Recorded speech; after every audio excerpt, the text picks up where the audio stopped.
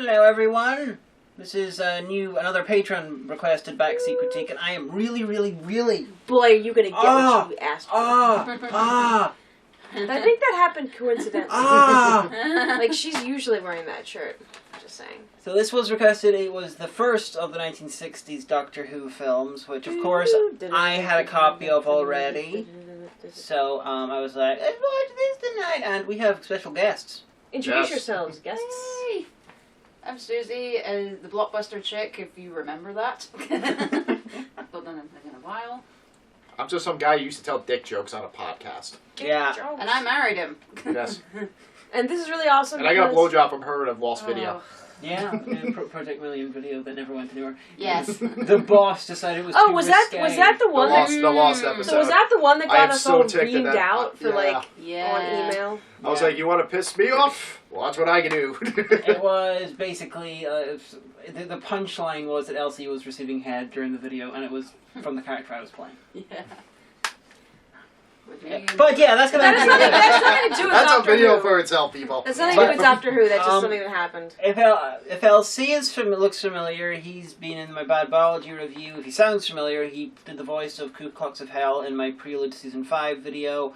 And they both turned up in my Manborg review, our Manborg vlog. So they've appeared in my videos before, so it's not like I'm throwing new people in. And also the lost movie that does not be spoken of. Yes, the Project Million movie, which I did review on of. Daily Motion. I think. It's a copy of my YouTube. Did Andrew put it up on right. Daily Motion? Maybe. I put a copy on YouTube. One of these days, I hit a copy on Daily Motion a long time before that. One of these days, I'm going to take it, I'm going to wipe the audio, I'm going to make up my own story and do all the voices. That would be hilarious. It'll be about Bobbert Billion's search for his runaway dick. It hopped away on its own balls to have adventures. Yep. Okay. So, Biographic. But Doctor Who. But not Doctor Who, because he's not Doctor Who, he's Peter fucking Cushing. No, he's Doctor, as in Doctor like something. Dr. Hieronymus Who. No, his actual name in the credit is Doctor Who. So yeah, we don't know what his first name is, but Dr. Argus Who. Dr. Smithwick Who. The Peter Cushing jokes ran out around about 10 minutes in. But, yeah, basically this is an adaptation of the first Dalek story, and it was made within like a year of Dalek Mania blowing up in the early 60s, so it's basically just taking that story and running with it. Now, because Doctor Who hadn't become as iconic as it would later become, there's a lot of things that are in the show that are not in the film. For instance, the TARDIS looks nothing like the original TARDIS. It looks like a shed with Christmas lights. On the inside, yeah, and it doesn't look like... It looks like the sort of one that Matt Smith's Doctor would be in. It doesn't look like his TARDIS, but it looks like the sort of one, and you pointed out something. Which I can't remember what it was. That basically Peter Cushing was Matt's... Oh, yeah. Basically, if you look at Peter Cushing, he's basically dressed and acting just like Matt Smith. Except with eyebrows. Yes. And an actual acting mustache. ability. It's... Yeah, you got... I've never noticed that before, and you're absolutely right. A lot of similarities, and I really don't think Peter Smith ever saw the Cushing one. I know he based a lot of stuff on Troughton. Yeah. Is he on Twitter? We could tweet at him and ask. And as it went on, I even kind of noticed it's even Peter Cushing was doing kind of like the bent knee walk.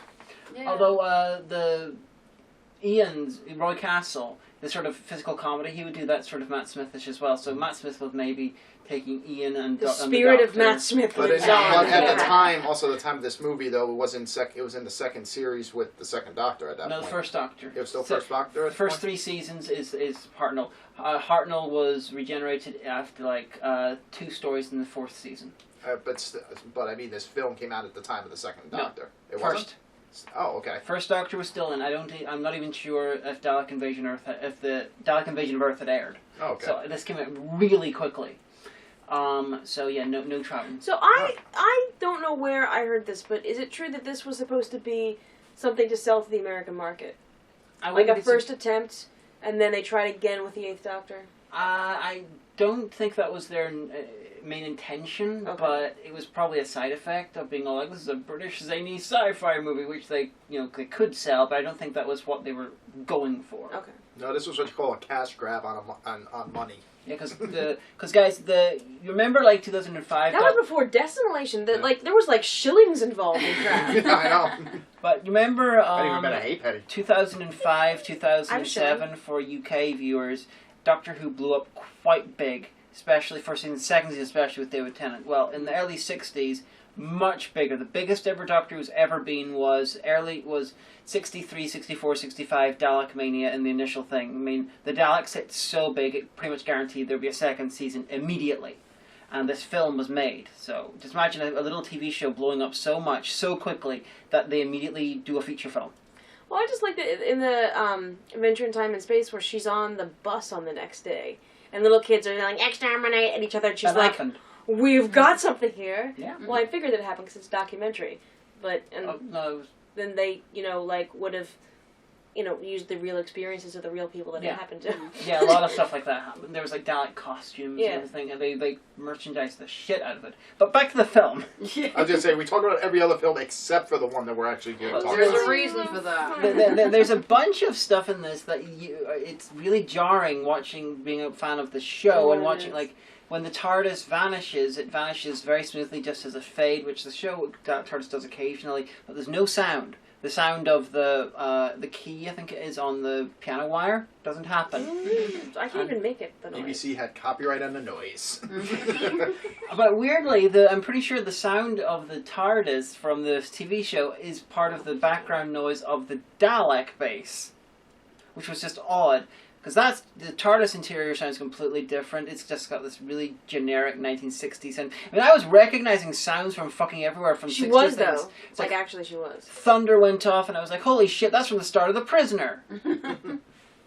So this cannibalized from a lot of things. But if you're familiar with the Daleks, the serial, then you've got the basic story. Although, adding color to this story makes the Thals look much more gay. I really do.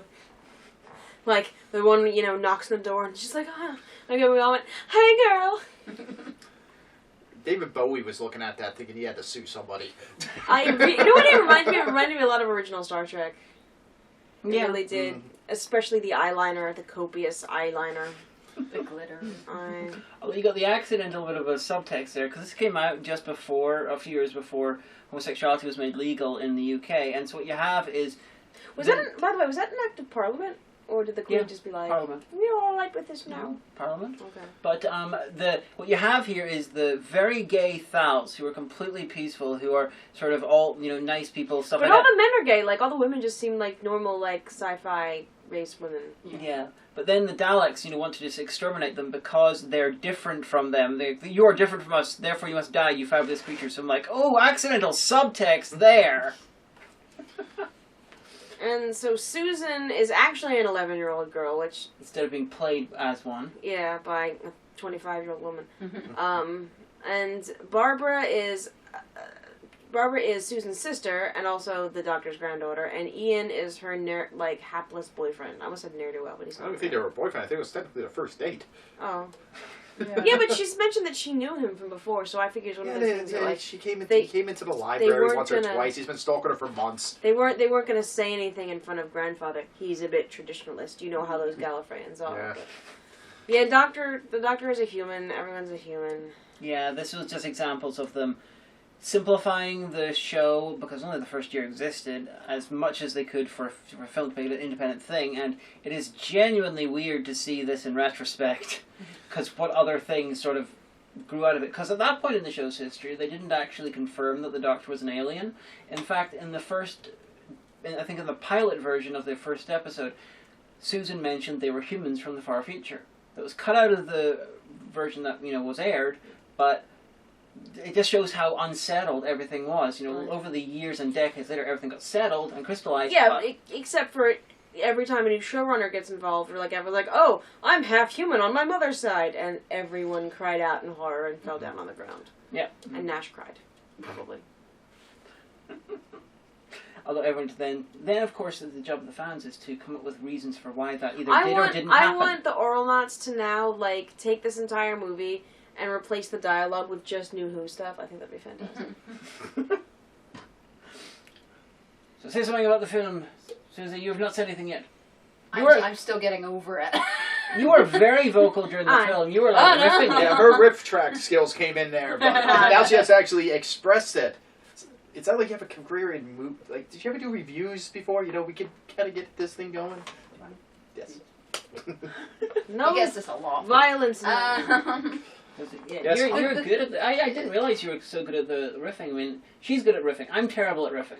I could riff all day. I love doing it, but there was just so much material in the damn thing to riff over. Like the best part was like they're gonna trick the Daleks. And they have some of this. Now they had this tray with 4 colors of food, and she took the one that looked like shit. And I was like, that wasn't a good design choice. You should have picked like the pink or the green one, because it looks like she has literally a handful of shit. And so she goes, Dalek, and he goes, yes. Oh god, that was so yes. up to date custard pie in the face gag. yes. And then, of course, the slingshotting genius. Dalek down the That would elevator. have been Oh, no. Well, remember, in the original appearance of the Daleks, they were not superhumanly sort of, crazy, powerful sort of things. They were basically decrepit, crappy rays inside these life support system tanks. So all of this sort of thing, although it's funny in retrospect, because later on, Doctor Who... Like 900 years later, they've discovered the ability to jump through time, and they're up to extreme no good. They've evolved. Over the period, in the show afterwards, they sort of became, more powerful and stuff like that. So you see how crap they were in their first appearance. Wasn't that the point? Well, that, then they met Devron, he enhanced them, he made them a little better, he, got them some steroids. But wasn't there a point where, taught them to love. where the Doctor went back and had the option to wipe them all out at that point? And Genesis of the Daleks. And then decided not to? Because he was like, no, but that would be wrong. Although he did sort of slow down their development for several hundred years, if I remember correctly. But he didn't destroy them. I'm sure someone will have forgotten by the time New Who happens. But it wasn't much to call Doctor Who, though. I mean, it was just... No, it's more Austin Powers than anything else. It reminded me of, like, those Disney movies from the 60s that a lot of them involved animals, like... the cat from outer space, and the $1 million, the goose they laid golden eggs. And Dean Jones usually appeared. Yeah, it was always. And you know what they would do is they would rent one of them on projector on old reel film, and they would show it to the whole entire elementary school the day before Christmas break. And that's the thing, is you'd already had your Christmas parties, you were full of sugar and just all of the stuff, and oh my god, tomorrow is fucking Christmas break! Fucking Christmas is soon! And you had to sit here, and I swear to god, these Disney movies went on for 17 hours of Dean Jones flailing around and running after an animal and falling on a banana peel and having to dress like a woman. Fighting Peter Ustinov, who's dressed like a pirate. So I really kind of, these 1960s kids movies, like I have this like innate, like I spent half the movie on Twitter. I'm just wondering, Dean Jones. I was paying attention. Tangent again, but Dean Jones. Don't worry, Patron. This is what you pay for. So. Do you think that he took the role in Beethoven where he tried to kill all the dogs as revenge for the I Disney fucking movies hope in so. the I 60s? fucking hope so. That cat that came from outer space, my fucking ass. Did they not understand how evolution works? No. Exactly. But this one. And the Ugly Dachshund, that was another one where it was a Great Dane We're talking puppy. about every other film No, it but was the a one great. we No, watched. listen, share my misery. It was a Great Dane puppy. $50 well spent. A Great Dane puppy that like thought it was a dachshund, and hilarity ensued. Doug, if you're watching, why aren't you reviewing these awful Disney movies from the 60s? Anyway. Shenanigans! They didn't even do the theme. Yeah. You would have thought that the theme, although, to be honest, the Doctor Who theme at the time was genuinely considered very weird. And it was considered It was horrifying. very new. Yeah. And even the new show doesn't dare just have the Doctor Who theme as it was. It's had to make it more now by adding the orchestral I like stuff. it, like with the big tower bells. I'm firmly of the opinion that the Doctor Who theme should sound weird. And the new show one it castrates that quite a bit. Well, I think one of the things that separates New Who and Old Who, and I have said this, and at times, depending on your level of tired, you've begrudgingly agreed with me, that New Who is really what sells. It's what people now want. I mean, we have to accept the fact, and I'm coming to terms with this as I get into my late 30s, that I don't understand the world anymore.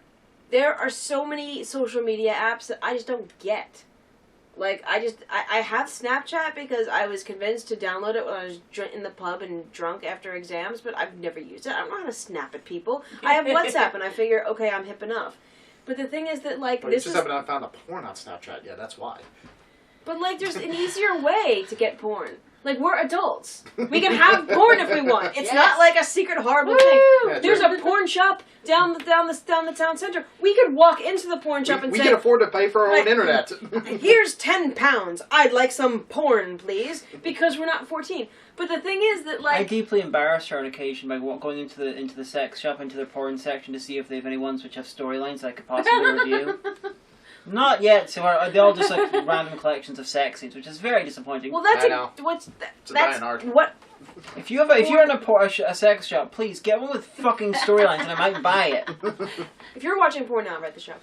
But no, so like the thing is that New Who is a lot what modern audiences want.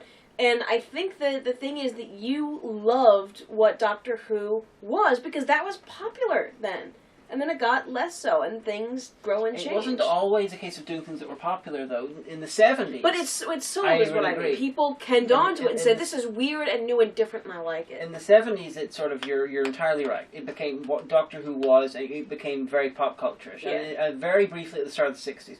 But for much of its time in Classic Who, it wasn't exactly what the public wanted, and it was just doing its own thing. Yeah, but because it didn't, like, basically all they had to worry about was not getting canceled. Now, like, it's not about selling things, but, I mean, look at it this way. And I had this moment when I was watching the simulcast, when they were going to announce Peter Capaldi. And I was, you know, it was on and some presenter was blubbing around about, oh, we've asked the audience their favorite doctors, and I was making a sandwich, and it struck me. All over the world. Like, people, it was like, God even knows what time in Australia, or the Philippines, or China, or India. People all over the world were awake to watch a simulcast of some BBC presenter. I had no clue who this woman was. Zoe Ball, Is she famous? in the UK. Should I know? Yes. Well, I don't watch too much TV. But that's not the point. A few million people were to find out. Basically, we're watching a press release. And I thought that was really cool. I'm not The fact complaining that, about like, that. the canisters went to God only even fucking knows where in the world. And that's No, why we're but- still finding them. My issues about that sort of stuff was that Doctor Who, New Who tends towards the generic, and it's developed its own style, which is sort of sticking to while Old Who would be all over the place style-wise.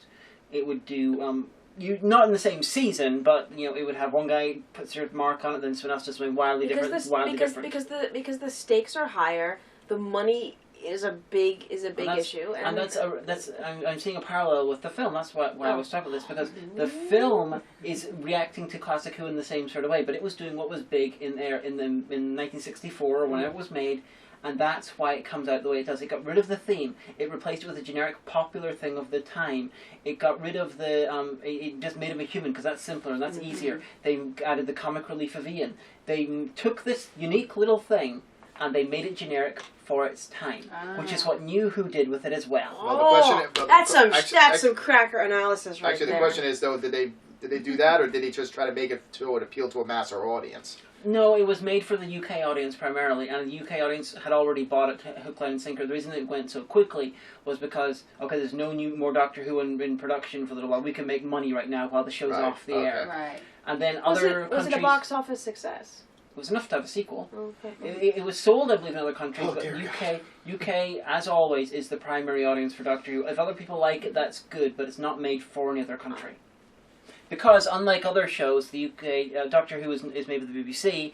The BBC is funded through the TV license, so Pay your TV license if you're Sky. there's no advertising on it, and they do not require to sell the show to other countries for it to be a success. Its legal job, the BBC, is to make shit for the British public that they want to watch. Yeah, you know what pisses me off? Like, Which is people, why the BBC is so good. like Yes. people who are all like, oh, well, it shouldn't be a fine if you don't pay your TV license. There shouldn't really be a penalty. Well, I think that there should.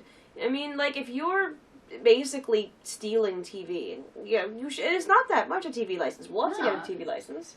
Yeah. You know? I mean, For 150 quid, I think. yeah. But here's the thing, that's for a year. So that's what, if you convert it into US, that's a lot less than you'd pay for a year's worth of cable. Yeah. You know, or alternately, if you've gone cable free like I did years and years ago for all your streaming services. Yeah. So, but the How much did I owe the government for that IP changer that I used to watch Who? but, Well, that's between you and the pirates. I mean, Okay. But yeah, this film, it comes across as a genericified version of the one that makes it more palatable. Like in the original season, the first season especially, and the pilot even more so. You know how spiky and horrible Capaldi was in season 8? Hartnell's an asshole. Hartnell was worse. He's like literally on like every single episode of each story, several times, threatening to just abandon Ian and Barbara. And He was your grandfather on that road trip. Basically threatening to kick you out of the car if you don't stop freaking turn. The one that made Mom and Dad decide it's time that he went to a home. Yeah, like in both the TV and the film version, you had the story element that they only investigated the Dalek City because the Doctor said there was a technical problem and they need to go and find a replacement. And both times the Doctor is lying and he just wants to investigate the city. But in this one, in the film version, it's because the Doctor is portrayed as a nice, doddery old man. He's just like, oh, I'm terribly sorry about it. But in the TV version, it's just like, no, it is a fairly malicious act. Mm-hmm. He really doesn't care. And you have things like that. Capaldi's Doctor... or the horrible Western... where, like, he has a toothache and he has to get his tooth pulled and he's just like an absolute bastard the whole entire time. Yeah, Moffat said that his characterization of the 12th Doctor was basically the Doctor with the veil lifted, was the Doctor as he is without any of the pretense or acting like a human being or being like a person. Back like he didn't care when he was... Like Hartnell. Yeah. It's almost like the new regeneration cycle starts it from one again. Yeah, I thought it was pretty clever. But yeah... But Cushing, like a lot of other Doctors, has basically, they've humanized the character, made him a much nicer person, and that, like with New Who, it generics it. Not judging, it's just that's what I've observed. And just the dialogue for me, it would have been so much better if the Daleks had a speed up button. But some of the Daleks spoke at normal speed, and some didn't, and I'm like... It's almost like iambic pentameter of the worst, most predictable limericks you've ever heard. You're just like, ah. I compared it to a beta version of Microsoft Sam. I remember that we, in my school district, we had it was all Macs in the classroom, but down in the computer labs it was IBM. So we had it was Simple Text, wasn't it? Was the first Mac? I have no idea. Why are you looking at me? You're a dirty Mac user. I don't go 20 feet near a freaking Apple product. Yeah, you're a dirty Mac user. Only for my editing. That's true. Because I trained myself on. Of course, the first thing you did was tell Simple Text to say all of the profanity words, and it was like fuck. And you're like, my rufflecopter goes wrong. Are you like sitting out the rest of the vlog in protest? I don't know what's happening here. Molesting. Come on. It's your Patron, not mine. Yeah. Well, I've talked a lot, very loudly. Yeah. There's just a lot of scenes where a lot of Dalek dialogue, they could have got away in that time. They're just standing there. Don't go anywhere. I must first explain to you how electromagnetism works. Are you ready? Here I go. It's like I was waiting for it all started with. Yeah, you get ready for the pull out a wet drive marker board. It just got to go. Now let me explain. Have you seen the TV version? You know the bit where they're explaining shit. They even go into great detail about the history of the Dalek and Thal War and stuff like that, which was later retconned completely in Genesis of the Daleks, completely rewritten. As you know, Bob, we now must go into an exposition. Many years ago. And there's so much of the Dalek sort of scenes that you could have redubbed with the Benny Hill theme. Oh no, Victor Lewis Smith's Gay Daleks from TV Awful. Which is about these queenie gay sort of Daleks who are bitch at each other and sort of go and hang around public toilets to get sex off closeted gay guys. I need to see this now. Okay, I never heard about that part. You've never heard of the Gay Daleks? No, maybe now. I know we're watching after this. Yeah. It's part of a TV show called TV Awful, which was odd. One thing that was nice is for Susan to be written as a young girl and actually played by a young girl. Yeah, I think I said that earlier in the thing. For some reason, be the most competent person in the entire group. She really was. She's like, with no emotion. Mummy, it's because of electromagnetism. Yeah, in the weird, shut up, know-it-all. Susan in the TV show was always written as a 13-year-old, even though she was originally played by a 19-year-old, and then as she came back to the show... So it makes it seem like she's special needs. Which is the first thing that I thought when I watched it. Yeah, and she comes back, and she's played by then a 40-year-old, and then a 60-year-old, or whatever, and she's always written as a 13-year-old, How and old it is is the weird. actress now? She's in her 60s or 70s. I think she should be able to be on New Who, but as an incarnation that is actually her age, because then she would have, like, witty banter and stuff like that with a doctor, but then, like, call him, oh, grandfather, and he's like, I look younger than you. I think that'd be great. I would, because you know Peter Capaldi would love that, because he is the biggest nerd in the world. Yeah, he would. If you're watching Sir Write the Show. I was And now that convinced that Clara was going to turn out to be Susan for some reason. I don't know why. I was. It would have been a weird, fucked up. I don't I know like everyone thought that Clara. chick from Game of Thrones was going to be here for a while. Oh, Maisie rumor. Williams? Yeah. Although, I tell you I what, watched and I Game of know... Thrones, so I apologize to you nerds. Well, spoilers, but you should know this already. Blasphemy! Don't hate me, but I seriously would read a few official novels worth of Lady Me and Clara's adventures at, like, right the end of time. I'd read that. I know there's probably so much fan fiction, but I don't want to read fan fiction. I want a licensed BBC fucking novel by a really awesome novelist. Or a really good fan fiction writer. No sex required. But yeah. I would! Because I think I liked the character, I liked her portrayal of it. I know she has to go off and be Arya Stark forever, but you know, I'm just saying. Don't make that face at me. Hilariously, with the Dalek design, I noticed several times some of them had their bumps were slightly off. Like, a couple of bumps were raised above the other ones, and I was like, ah, look at that design. Ah, and there was the shot that looked like the Dalek was getting a blowjob. Oh yeah, the shot. The POV shot right there. Looking up at a Dalek, and it's like, oh god, Dalek porno, right here. Anybody familiar with... Give it to me, baby. Why are you not cupping my balls? You have too many. Anyone familiar with the porn industry knows that shot very well. You reviewed a Doctor Who porno once. Dr. Lou and the Phallics, but there's also Dr. Screw. There's a couple other Doctor Who pornos. I've got Dr. Screw. I intend to do a Cuddy Who review of it at some point. Why do I imagine one with the plunger turned the opposite way around? Oh yes. I remember, I haven't seen Dr. Screw, but I have a copy of it, and it looks like it's the guy's pretending to be Eccleston. Okay. Which is fantastic. Why would you want to be Eccleston, though? A lot of places have a dick. God, I hope it's a gay porno. A lot of species have a dick. I wanted to be a gay porno so you see a Captain Jack frickin' Eccleston frickin' porn scene. Are you my daddy? My leather daddy? Oh, God. Alright, I already know. But I want to help you with this review. But anyway. It was 60s stuff. Yeah. It was 60s sci-fi cheese. That's all like it was. ever so English. But we went to the Chippy beforehand, so I guess we were ever so English as well. And it was nice that all the doors were conveniently made out of cardboard that they couldn't break out of. Yeah. Triangle doors. He wedges a Zippo under it, and I was like, seriously, dude? If that door was as heavy as they claimed it was, it would have snapped it in half. Yeah. And weirdly, the doors, I'm pretty sure, was the only major sound effect that was used in the film, was also used in the TV version, because I recognized the sound of the doors, because they're sort of weird, sort of oblong-ish shape, but then they open triangularly, and they go like,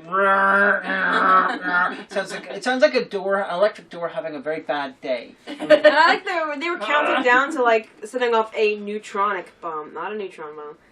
But the thing is that like the numbers are being flashed in. The numbers looked really angry. Well, here's the thing. It was that generic Greek-esque font that every neighborhood pizza place prints their menu in. Yep. That's what it was. And then there's all this shit going on, and there's this one Dalek that's counting down out loud. 37. 37. We're waiting for him to lose count at some But the point. thing is that, like, I think the prop had to go at the same time. So his counting, whatever pronoun Daleks use, was like slightly before or after the second changing on the prop.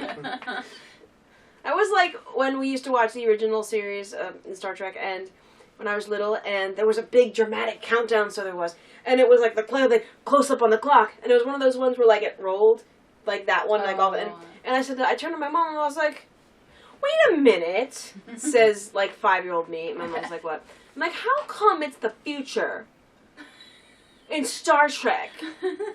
but they don't have digital clocks, like on the microwave. And my mom could not get it through my head that Star Trek was made several decades in the past about the future. Like, I couldn't, it just little smoke started to come out of my ears. So she's like, maybe their clock was different, honey. Maybe it's a future clock that just looks like that one. They're retro. Okay. It must be. But anyway, I'm a lot smarter now. It shows that you were very smart for a 5-year-old. Yeah, but like some things I was just dense. Like I think we might have talked about it on Lesbian Talk, but when I was in kindergarten, they showed us this little slide. You know, it was one of those like slide with a cassette tape. And it was about these two kids who find a hole in a mountain and end up in this lost valley where dinosaurs are still alive. And they meet dinosaurs and they said, "Where did you go?" And the one dinosaur says, "Well, you know, mankind we're taking over the world, and so there was a big comet, and we worried that it would destroy life on Earth, so we hid ourselves away in this valley and things and stuff." Now, my mom always secretly wanted to be an archaeologist / paleontologist, so she would let me watch like National Geographic and Nova and all these PBS science stuff. So I had a good idea of like, you know, Jack Horner, the paleontologist, you know, talking about the comet and stuff like that. So I ran right home and I said, Mom, guess what? I know how the dinosaurs died. She's like, well, how? And I told her about this. And she's like, no, honey, that's not... It's a theory. Because at that point in time, the comet extinction theory was still just a theory. It hadn't been conclusively proved.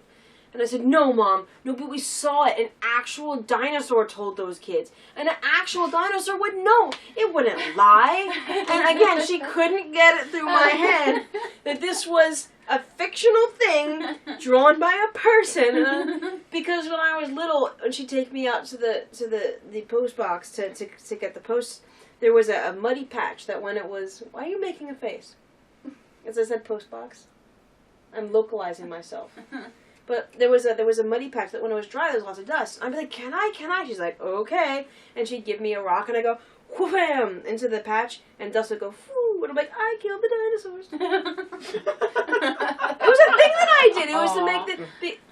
You didn't know paleological theory when you were 5, so I don't want to hear it. But anyway, Doctor Who. And what scene was that in the movie? Because I'm completely lost. Hush. There was a guy who tried to kill himself. This is how lesbian talk goes. Like, a patron's like, I really want you to review this movie, okay? Do you want to what's really my favorite? And then we'll end up talking about, like, the MCU for 20 minutes. Right. Yeah, I had to stop listening to lesbian talk, so... my hand kept getting tired before the intro was over, and then I don't really know what happens after that. So. Was that implying that you're, like, furiously masturbating, or you were, like, furiously clicking forward on the... Little both. Because you know you could just skip the intro. You could just move it up 30 seconds to the title card. It's a very sexy. Yeah, it's a very sexy intro, though. It was by a real metal artist. There was a guy who, like, you know, tried to kill himself, and he was really crap because there was a little tiny crevice about 3 inches across, and he fell down it, and then he had the rope, and the guy was He had this fall, bitchy look on his face, like, oh, we're so discussing this tonight because you made me look like a pussy in front of the human. But that actually brings up a good point for a race that didn't want to, they would refuse to defend themselves against the Daleks.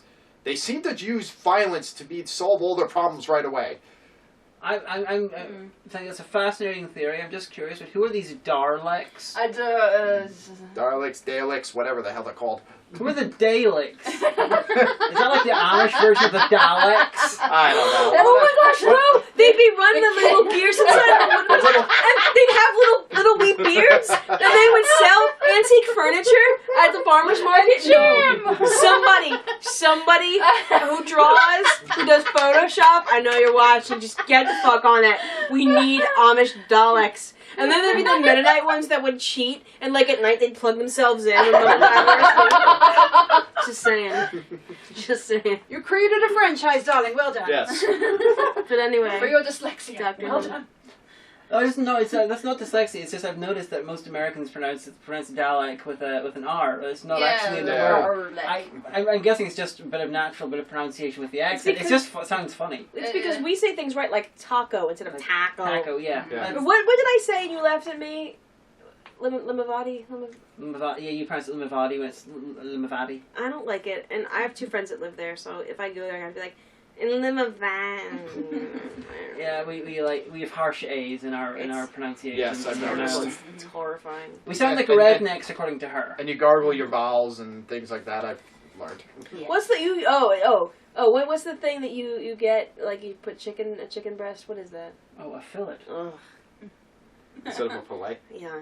Yeah, and then what she says. I say sachet, but instead of sachet. But everyone in my family says it the French way, and my mom says it makes me sound I don't like think I've ever had to use from that word, so I'm Roxborough. not sure how to pronunciate it. That just reminds me of one of my favorite Eddie Izzard jokes when he says the difference between American pronunciations and English pronunciations, and he goes through a few of them, and then says, "We say you say herbs and we say herbs because there's a fucking H in it." But with the pronunciation, the Irish pronunciation, not in French. I think it's because a lot of people in Northern Ireland ended up settling in the south of the USA, and I think a lot of the southern Yeah. accent In Appalachia too. it's inspired by Scotland, Ireland, and Northern Ireland. Well, that's why English and Irish actors tend to do well when they do southern roles. Yeah, so that's why we've got this sort of We do accental crush. weirdness. But a lot of the Belfast, shitty at train, Joe. but a lot of the American pronunciations is actually more authentic to old school English, like pre 19th century English. Like it's weirdly enough, some of the words that like I think axe instead of ask. That was old 16th Yeah. century, and like guitar instead of guitar. That was Shakespearean pronunciation. It is. Do some investigating on how English used to sound, because it sounds like a bunch of... Now I'm like envisioning like Hamlet playing Guitar Hero, and like his mother Yeah. being like, "Hamlet, get off the guitar hero." Basically, it sounds like a cross between pirates, farmers, crazy people from the south, and people from inner city New York. And it is amazing. But have we anything else to say about Doctor Who and the Daleks? Oh, Patron, I'm I just trying hope to this figure has out been where, all I'm trying that to you figure out where all dreamed this of came and up in the more. film. I mean, it's not in the description, so. Yeah, Oh, it's gonna. that was the extra scenes. But the decor they had in that place was fabulous. It's the Quality Street wallpaper. It did look like Quality decorations. Street. Yeah. These huge... And the tinfoil. Oh. It had these huge sort of things on the walls that look like Quality Street's a type of chocolate you can get over It's here. quite nice actually. And they've individual wrappings for the chocolates, and it looks like they took the little papers from them and just put them on the walls. It was Yeah, like this awesome. part I've got a lamp. where Barbara's like wandering around with like these things, and it looks like she's in the corridor of a restaurant looking for which door is the toilet. Oh, and they took they had the bit in the original one, the TV version, where you had the iconic thing of Barbara coming across the Dalek for the first time, and you see the Dalek POV shot of her face. And this is so iconic in Doctor Who that it's been recreated with the 7th Doctor, it's been recreated in the New Who several times when a companion sees the Dalek for the first time. Yeah. And this one, they did it off screen, so just heard her scream, and it's just like, Yeah. what the fuck, dude? They couldn't afford The best bit of directing in 60s Doctor Who, and you decide just to ignore They it. couldn't afford a full prop for the Dalek. They had them like swaddle it like a wee baby and like put it onto the side, and then like a green hand comes out, and that's it. Yeah, they pulled it out of Yeah. the thing, because in the 60s the Daleks were generally like little creatures inside. They weren't interconnected with the suit. It was basically like a tank that had some life support system capable. So you could just literally take the top off, reach in, pull them out, throw them away, tip And someone then else let, in there. I guess scuttle off somewhere to die. Yeah, basically. Yeah, that's a big plot hole. Whatever happened to that Dalek that got thrown out of the tank? It died of exposure. We just see his He hand became coming out one from of the underneath the Budweiser blanket. frogs. We never see him ever again. Died of explosion. That should have come I, back. I hope he comes back in the sequel. Yeah. The one I will- hand of the Dalek. I must say, Maybe he became the Slither in the Dalek Invasion of Earth. I loved Barbara's reactions, and not her facial reactions. The way her hair reacted and everything. It got bigger. I thought, no, it started off like that, Like a- Marge like a- Simpson, and then it sort of deflated for a while, and then it got bigger Yeah. again. like when the cat It's puffs okay, we're itself up. saved. I found the hairspray. It's like when a cat puffs itself up to be Yeah. bigger in front of predators. Yeah, she made herself big with the Oh god. But You knew she was in trouble when it was all over the place. But That's where the Dalek went into her hair. It's like her pet. It all Right. makes sense now. Yes. but yeah. Thank you very much for suggesting that I take a look at the Dalek.